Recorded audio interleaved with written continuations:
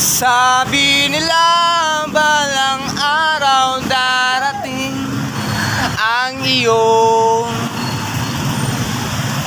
ngiti. So, hello guys, good morning, West Pevio, Quezon City. So, nandito tayo ngayon sa Dahlia Street. Nandito banda sa may barangay hall ng Dahlia, West Pevio, Quezon City. Nandito tayo ngayon. At dito tayo mag-aantay ng pasahero na ating mailibre. Kaya, sa mga kasamahan kong driver tricycle. So, gumawa na tayo ng mabuti sa ating kapwa. Diba? Gayahin nyo ako guys. So, tayo yung magiging good example sa ating mga kasamahang tricycle driver kahit saan mang sulok ng bansa. Diba? Ayos. So guys, samahan nyo ako guys sa paghahanap ng pasahero dito sa West Pevio, Quezon City. Kaya tara na, samahan nyo na ako. Okay na. Ma'am, anong masasabi mo sa Samuel Saga or Saga Vlogs na ikaw ay nililibre ng pamasahe ngayong araw na to? Thank you, not expected. Kasi first time ko lang din mag-ano na kung tortons pala ako ng libre. Sa totoo na, thank you. Maraming salamat. Okay po ma'am, maraming salamat din po. Sige po. Ingat na lang po kayo ma'am. Sige po, thank you. Sige po, maraming salamat po. Sige.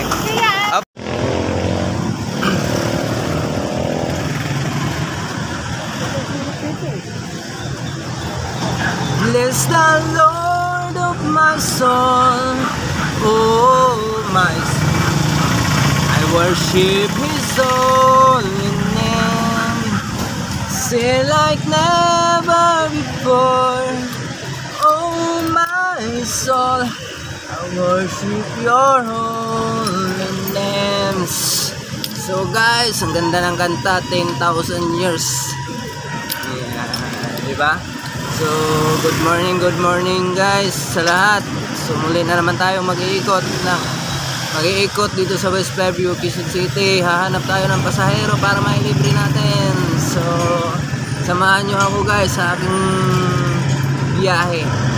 At paki-follow, like, and share na lang sa aking mga video para marami pa tayong matutulungan na ating mga kababayan dito sa West Pevio, Quezon City.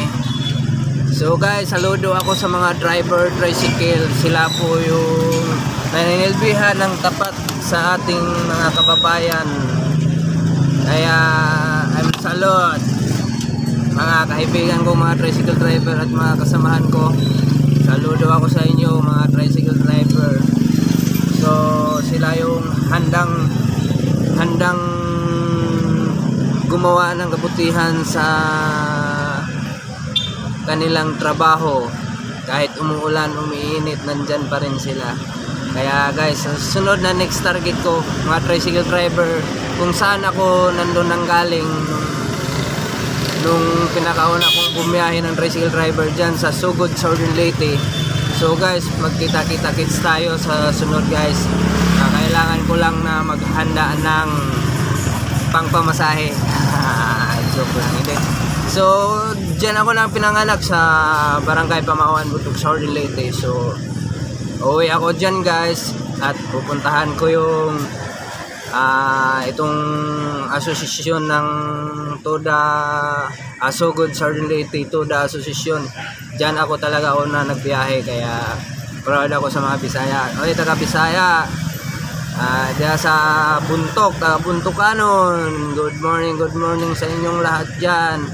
So abangan nyo ako guys. So uwi ako dyan at puntahan ko yung Sugod, Southern Leyte na yan, dahil dyan ako unang bumiyahe ng tricycle dyan sa Sugod, Southern Leyte, Toda Asosasyon.